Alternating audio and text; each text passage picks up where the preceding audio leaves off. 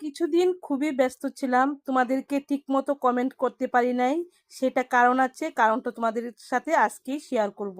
তো আজকে মঙ্গলবার নিরামিষ খাচ্ছি, পটল আলু আর সয়াবিন ভেজে উঠিয়েছি, আর মশলা বেটে সবটা মিক্সড করে নিয়েছি। আর এইদিকে দেখো, তেলে শুকনা লঙ্কা তেজপাতা আর জিরে ফোড়নে দিয়ে রান্নাটা করে নিচ্ছি। সব রান্না হয়ে গেছে, দেখো ডাইনিং টেবিলে রাখা আছে। তো আজকে সবাই বলছে নিরামিষ খাবে। আমি যেহেতু মঙ্গলবারে নিরামিষ খাই, ওরা সবাই আমিষ খায়, কিন্তু যে রবিবার সোমবার খুব মাছে মাংসে খেয়েছে, সেই জন্য ওরাও বললো যে আজকে নিরামিষ খাবে।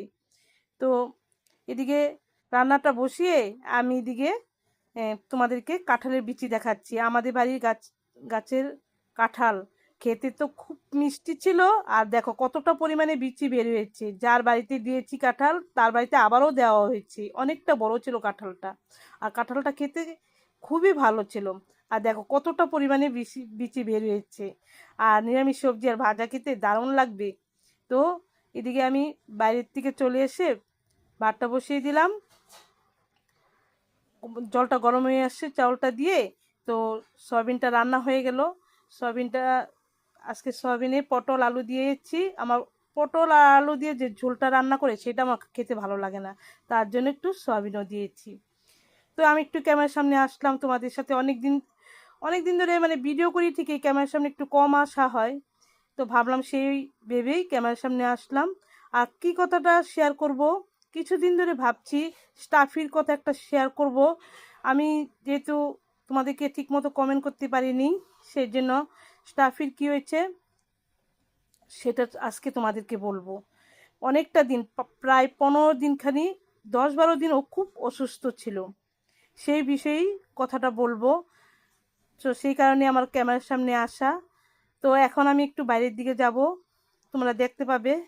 আমি স্টাফিকে দেখাবো। স্টাফির শরীরটা এতটাই অসুস্থ ছিল, সেটা সবটা তোমাদেরকে আজকে আমি বলবো। সেই জন্যই আমি তোমাদেরকে ফেসবুকে একটু কম, অনলাইনে কম ছিলাম আর কি। এই দেখো স্টাফিকে তোমাদেরকে দেখালাম। আমি বললাম স্টাফিকে ঘরে চলে আসো, তুমি ঘরে বসো। ও বারান্দাতে কেন বসে থাকে? আমার মেয়ের জন্য। মেয়ে কখন আসবে, মেয়ে তো স্কুল গিয়েছে, ওইটাই ভেবে ও বসে থাকে। ওকে জোর করে ঘরে নিয়ে আসলাম। ঘরে আনার পর দেখো তোমাদেরকে মেডিসিন দেখাচ্ছি। আমাদের বাড়ির স্ট্যাফি সবার খুব আদরের। তো অত প্রথমে তো স্কিনের প্রবলেম হয়েছে, তোমাদেরকে দেখিয়েছিলাম, সেটা 2 দিনেই ভালো হয়ে গেছে। তার একদিন পরেই দেখি কি ওর মুখ দিয়ে ফেনা বেরোচ্ছে। তো আমার হাজব্যান্ড আর মেয়ে ওকে ডক্টর কাছে নিয়ে গেল। তো এরকম করে 4-5 দিন সকালে বিকালে ডক্টর কাছে নেওয়া হয়েছে, মেডিসিন প্রচুর দিয়েছে, কিছুতে কিছু কাজ হচ্ছে না। তারপর দেখা গেল ও দিনের মধ্যে 10-12 বার বমি করে।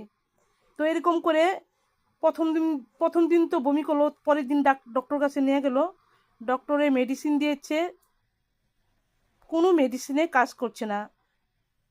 এরকম করে না প্রায় 2-3 বার মেডিসিন চেঞ্জ করে তাও কাজ হচ্ছে না। পরে লাস্টে ডক্টরে বললো যে মেডিসিনে কাজ হচ্ছে না, যেহেতু ওকে স্যালাইন দিতে হবে। তার জন্য ওকে সকালে আর বিকালে স্যালাইন দেওয়া হয়েছে। তারপরে 5-6 দিন, প্রায় 10-12 দিন পর ও শরীরটা সুস্থ হয়েছে। এখন প্রায় 4-5 দিন হয়ে গেছে সুস্থ হয়েছে, কিন্তু এই যে মেডিসিন আরও দিয়ে দিয়েছে।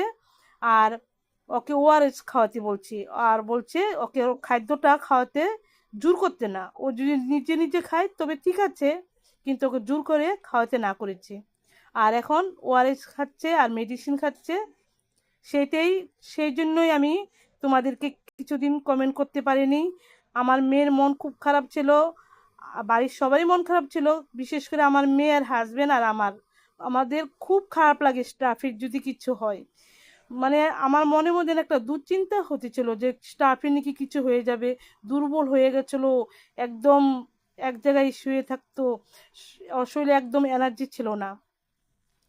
সেইটাই তোমাদের কাছে আজকে শেয়ার করলাম। কিছুদিন ধরে কিন্তু বলতেছিলাম স্টাফির কথা, একটা কথা বলবো তোমাদেরকে। তো এখন 5-6 দিন ধরে ওর শরীরটা এখন ভালো হয়েছে। তো ওকে জোর করে কিছু এখন খাওয়াই না, মেডিসিনের উপরে আছে আর ওআরএস খাচ্ছে। তো এতটুকু তো ভিডিওটা রাখছি, আবার দেখা হবে, বাই।